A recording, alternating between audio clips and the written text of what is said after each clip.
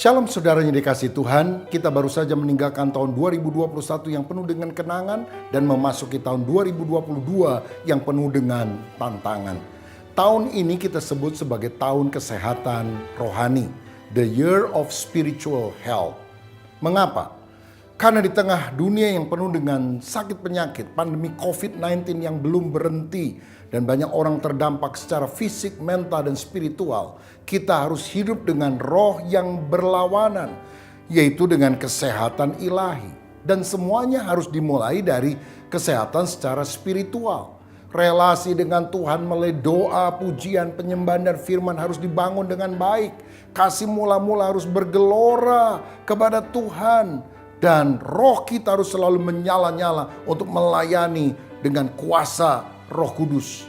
Dan saya yakin kalau kesehatan rohani kita miliki, maka kesehatan jiwa, kesehatan emosi kita juga dapatkan. Batin kita menjadi teguh. Tantangan boleh datang, tapi kita akan tetap memiliki damai sejahtera. Karena kita akan bersikap positif, beriman kepada Kristus. Tubuh fisik kita juga akan sehat. Saudara, selebihnya maka itu akan menyangkut pada aspek yang lain. Tuhan akan memberkati kita juga dengan kesehatan keuangan. Keluarga kita menjadi sehat. Dan gereja pun akan menjadi sehat. Apa ciri gereja yang sehat? Salah satunya, gereja itu akan berkembang. Baik secara kuantitas maupun secara kualitas. Dan terjadi multiplikasi. Pertambahan bukan hanya jumlah jemaat, tapi jumlah gereja. Karena itu tahun ini saya dorong setiap gereja lokal punya visi.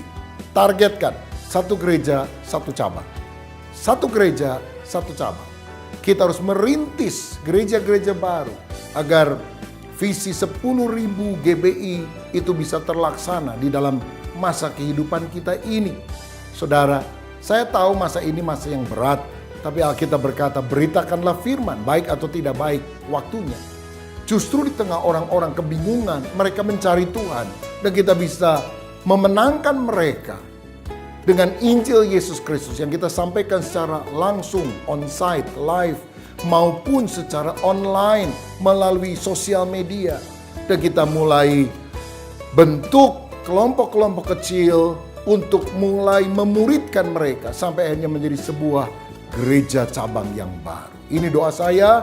Biarlah tahun ini menjadi tahun kesehatan rohani bagi kita. Dan dari spirit mengalir pada aspek-aspek yang lain.